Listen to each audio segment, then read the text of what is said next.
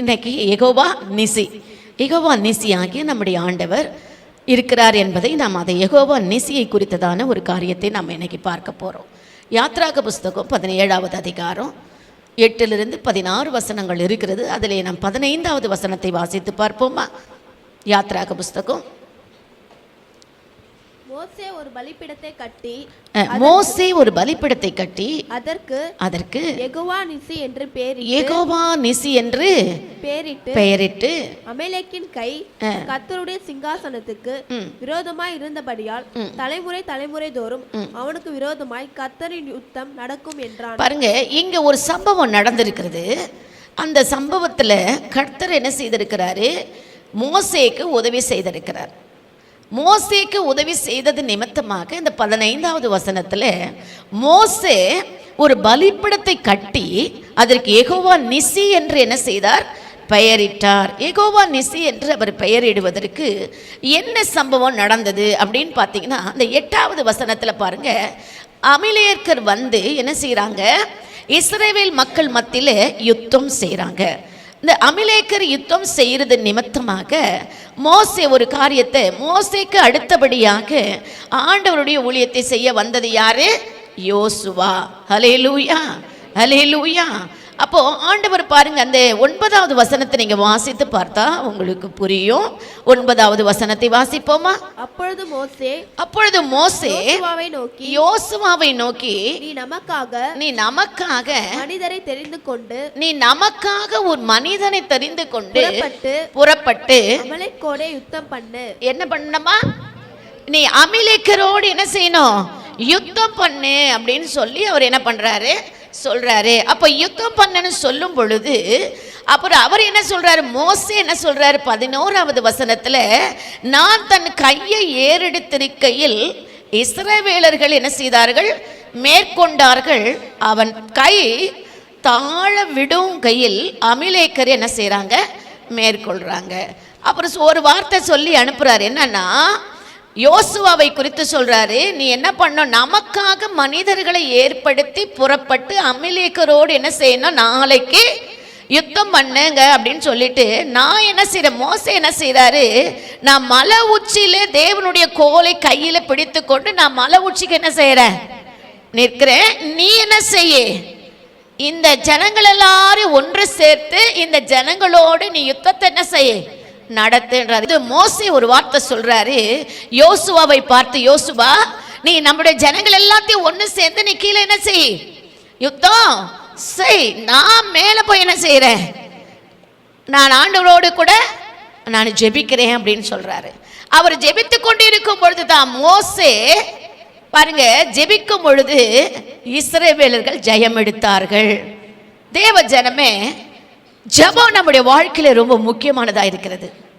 ஜெபமே நமக்கு ஜெயத்தை என்ன செய்யும்? கொண்டு வரும். 10வது வசனத்தை வாசித்து பாருங்களேன்.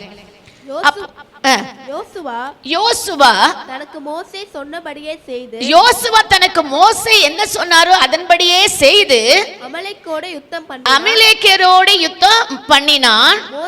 மோசேயும் ஆரோனும் ஊர் என்பவனும் மலை உச்சில என்ன செய்தாங்க? மலை உச்சிக்கு போயிட்டாங்க. மோசே, ஆரோன், ஊர் 3 பேருமே மலை உச்சில போய் என்ன பண்றாங்க? ஜெபித்து கொண்டே இருக்கிறாங்க. யுத்தத்தில் எப்படி ஆட்சிதான் பண்ணணும்? ஜெயம் எடுக்கணும். இஸ்ரவேலர்கள் ஜெயிக்கணும் என்பதற்காக அவர்கள் தரப்பிலே தேவனோடு பேசும்படியாக நிற்கிறார்கள். அடுத்த வசனம் 11வது வசனம் என்ன சொல்லுகிறது?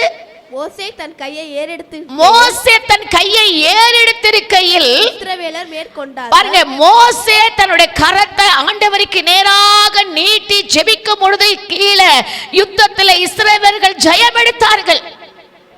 ஹல்லேலூயா.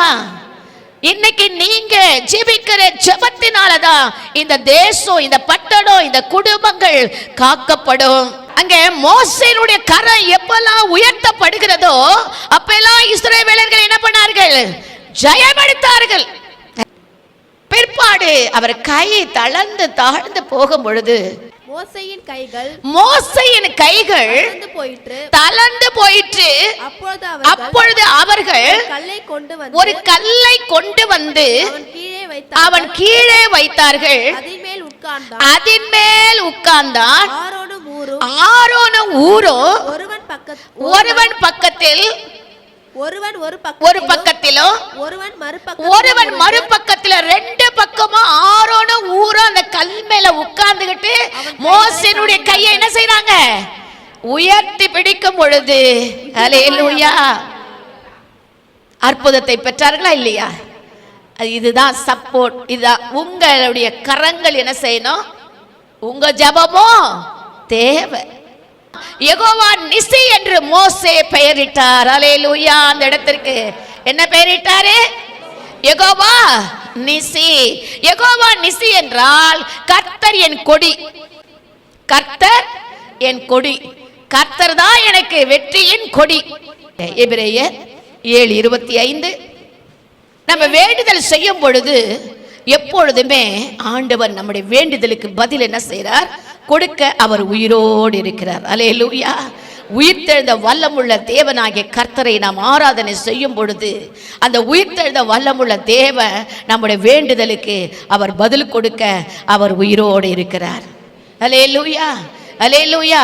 தம்மை பின்பற்றுகிற ஒவ்வொருவருக்காக அவர் பரிந்து பேசுகிற தேவனாய் இருக்கிறார். எப்படிப்பட்ட தேவனா? நமக்காக அவர் பரிந்து பேசுகிற தேவனாய் இருக்கிறார்.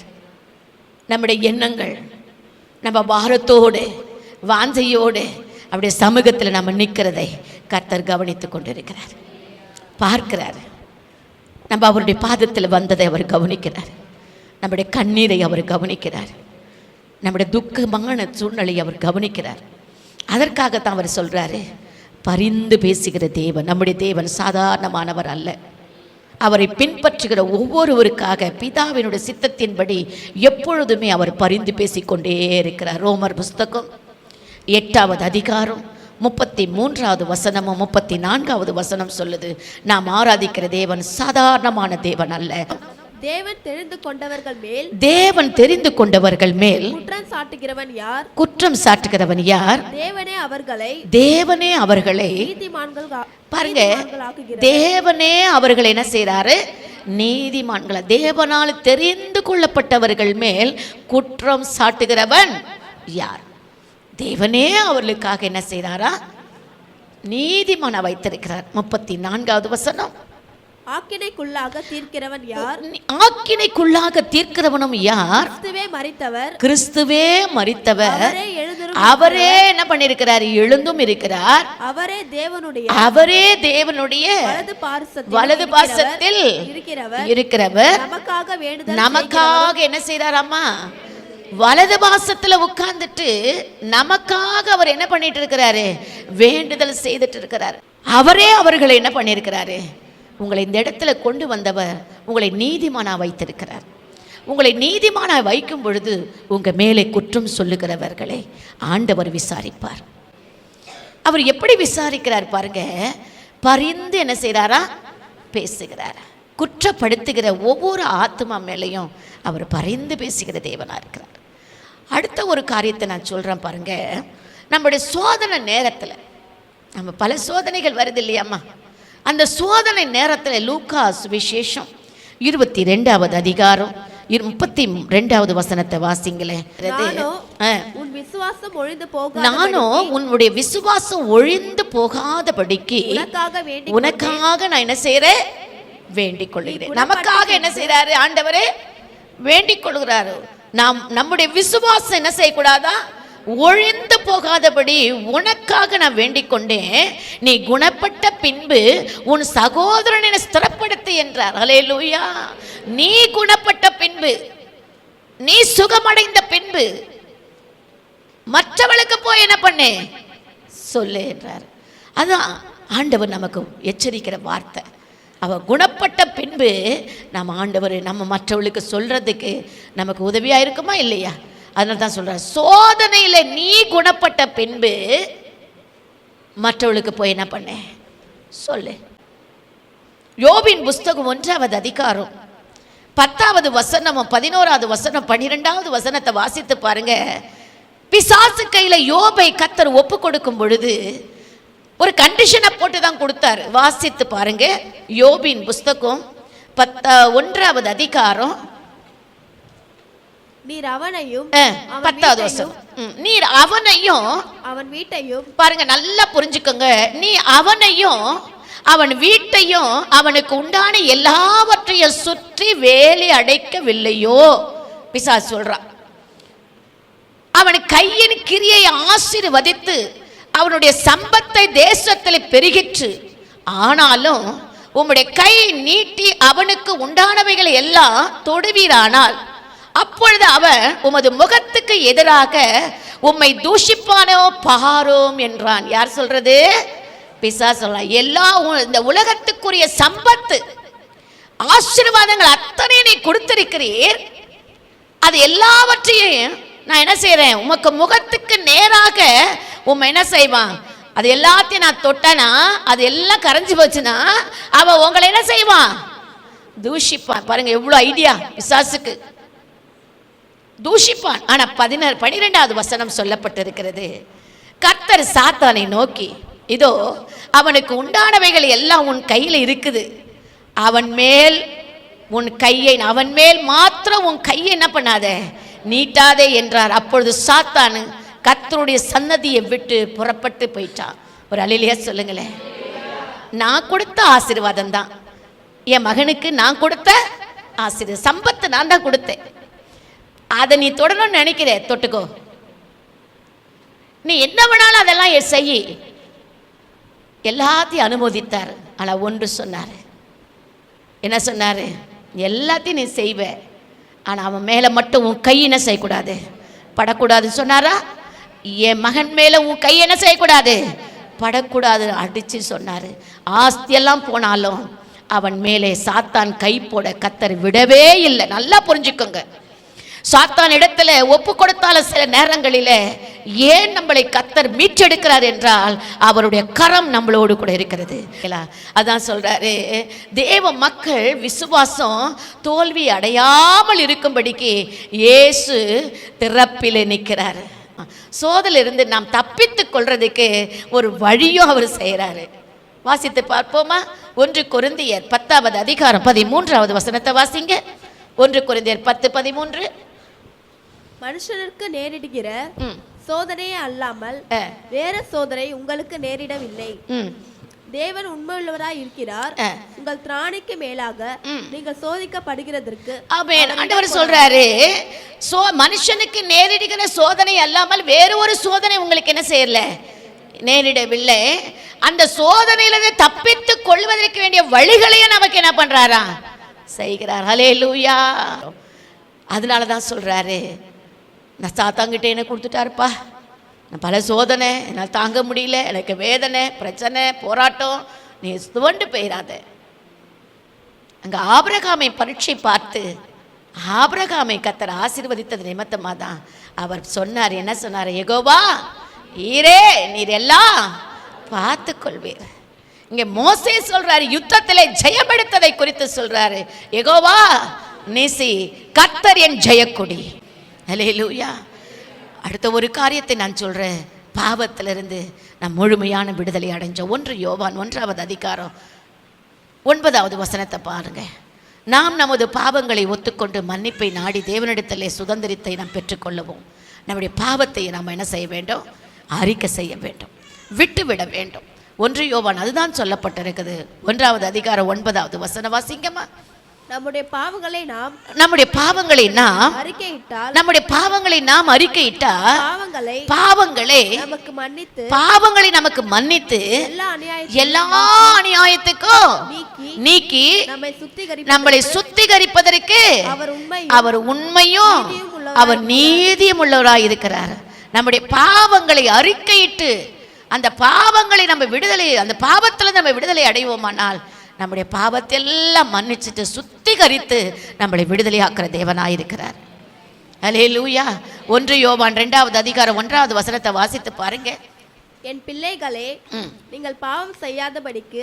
என் பிள்ளைகளே, எவ்வளவு பாசமா சொல்றார். என் பிள்ளைகளே, நீங்க பாவம் செய்யாதபடிக்கு இவைகளை நான் உங்களுக்கு எழுதுகிறேன். ஒருவன் பாவம் செய்வானானால் நீதிபரகராய் இருக்கிற இயேசு கிறிஸ்து நமக்காக பிதாவினிடத்தில் பரிந்து பேசுகிறவராய் இருக்கிறார். ஒருவன் பாவம் செய்வானான பிள்ளைகள், நம்ம பிள்ளைகள், நம்ம எல்லாரும் அவருடைய பிள்ளைகளா இருக்கிறோம். அந்த பாவத்தை நம்ம செய்யும் பொழுது பிதாவின் சமூகத்தில் ஆண்டவர் நமக்காக என்ன செய்றாரு? இவ்வளவு தூரம் நமக்காக ஜீவனை கொடுத்தாரு. நம்மளை மீட்டு வெளியே கொண்டு ஆண்டவர் மறுபடியும் அதே நிலைமைக்குள்ள நம்ம என்ன செய்யக்கூடாது, போகக்கூடாது. ரோமர் 8வது அதிகாரம் 31வது வசனத்தை வாசிங்களேன். அனுதினமும் நான் தவறாமல் ஆண்டவரிடத்தில் மன்றாட வேண்டும். நம்முடைய தெய்வீக வாழ்வுக்காகவும் பாதுகாப்புக்காகவும் ஆசீர்வாதத்துக்காகவும் கிருபைகளுக்காகவும் நாம் தேவனிடத்தில் நமக்கு ஆண்டவரிடத்தில் நம்ம நிற்கிறவளாய் காணப்பட வேண்டும், நிற்க வேண்டும். அதுதான் தேவன் விரும்புகிறார். ரோமர் புஸ்தகம் வாசிங்க. ரோமர் 8:31 படிங்க. இவைகளை குறித்து நாம் என்ன சொல்லுவோம்? தேவன் நம்முடைய பட்சத்தில் இருந்தால் நமக்கு விரோதமாய் இருப்பவன் யார்? நீங்க அவரோடு இருந்தீங்கன்னா, அவர் உங்க பட்சத்துல இருந்தா உங்களுக்கு விரோதி யாரு? யார் உங்களுக்கு விரோதமான காரியத்தை செய்ய முடியும்? வாசிங்க அடுத்தது. தம்முடைய சொந்த குமாரன் என்றும் பாராமல் நம்ம எல்லாருக்காகவும் அவரை ஒப்பு கொடுத்தவர். தம்முடைய சொந்த குமாரன் என்று பாராமல் நம்ம எல்லாருக்காகவும் அவரையே என்ன செய்தாரு? ஒப்பு கொடுத்தார். ஹல்லேலூயா, ஹல்லேலூயா. தேவ ஜனமே, இந்த நாளிலே ஆண்டவர் கொடுத்த இந்த வார்த்தை ஒரு எச்சரிப்பின் சத்தமாக எடுத்துக்கொள்ளுங்க. ஜெபம் நமக்கு ரொம்ப முக்கியம். ஜெபமே நம்முடைய வாழ்க்கையில் ஜெயம். அன்னைக்கு அமலேக்கர் வந்த யுத்தத்தில் ஜெயத்தை இஸ்ரவேல் மக்கள் பெறுவதற்கு ஜெபம் திறப்பிலே மோசே நின்றார். அவரோடு கூட ஆரோனும் ஊருமாய் இருந்து அந்த கையை பிடித்ததுனால தான் அன்னைக்கு யுத்தத்திலிருந்து ஜெயம் எடுக்க முடிஞ்சது. இன்னைக்கு சபை என்ற ஒரு ஐக்கியத்துக்குள்ளே நீங்கள் இல்லைன்னா, சபைக்குள்ளே ஏதோ வந்தோம் போன இருக்கக்கூடாது. சபை என்ற குடும்பத்தோடு உங்களுக்கு ஐக்கியம் இருந்தால் நீங்கள் யுத்தத்தில் ஜெயிக்க முடியும். உங்களுக்காக திறப்பில் நின்று ஜெபிக்கிற ஜெபங்களுக்கு கர்த்தர் பதில் கொடுப்பார். ஹல்லேலூயா, ஹல்லேலூயா. ஒருவேளை சாத்தான் வந்து உங்களுக்கு பல சோதனைகளை கொடுத்தாலும் ஆண்டவர் உத்தரவு கொடுத்துட்டாரு, என் பிள்ளை மேலே உன் கை என்ன செய்யக்கூடாது, போடக்கூடாது. உங்கள் மேலே எந்த ஒரு தீய சக்தியோ எந்த ஒரு பொல்லாத மனுஷனோ உங்கள் மேலே கை போட முடியாது. தேவன் அனுமதிக்க மாட்டார், தேவன் அனுமதிக்க மாட்டார். ஒருபோதும் அதை விட்டுவிடவே மாட்டார். அடுத்த ஒரு வசனம் சொல்லப்பட்டிருக்கிறது. பாவத்தை நீங்கள் என்ன செய்யணும்? ஒத்துக்கொள்ளணும். உங்களுடைய பாவங்களுக்காக ஆல்ரெடி அவர் சிலுவையில் மரித்து உயிர்த்தெழுந்துட்டார். திரும்பவும் என்ன பண்ணுறார்? நம்ம பாவம் செய்ய அவர் நமக்காக பிதாவின் சமூகத்தில் பரிந்து பேசிக்கொண்டே இருக்கிறார். ஹல்லேலூயா. பரிந்து பேசுகிற தேவன் நம்மளோடு கூட இருக்கிறார். ஹல்லேலூயா, ஹல்லேலூயா. சத்துருக்கிட்ட நம்மளை என்ன செய்ய மாட்டார்? ஒப்பு கொடுக்க மாட்டார். பொல்லாத மனுஷன் கை நம்ம எல்லாம் செய்யாது, படாது. அவருடைய சித்தம் இல்லாமல் ஒரு கையை நம்மளை என்ன பண்ணாது, தொடாது. நம்மளை ஒன்றுமே செய்ய முடியாது. அதே மாதிரி நீங்கள் ஜெபத்தில் இருங்க, கர்த்தர் அற்புதமான காரியத்தை செய்வார். ஜெபம் பண்ணலாம். மகா இரக்கம் கிருபை நிறைந்த எங்கள் ஆவியானவரே, யுத்தத்தில் வல்லவரும் யோசனையில் பெரியவரும் ஜெய கிறிஸ்துவாகிய ஆண்டவர் எங்களோடு இருக்கிறீர். ஆண்டவரே, எங்களுக்குள்ள தான் நீர் இருக்கிறீர், எங்களுக்குள்ள நீர் வாசம் பண்ணி கொண்டிருக்கிறீர். அதற்காக உமக்கு நன்றி ஆண்டவரே. துவக்கத்திலிருந்து முடிவு பரியந்தம் உடைய பிள்ளைகளுக்கு தேவையான மன்னாவை அடியாலை மறைத்து வெளிப்பட்டீர். அதற்காக நன்றி.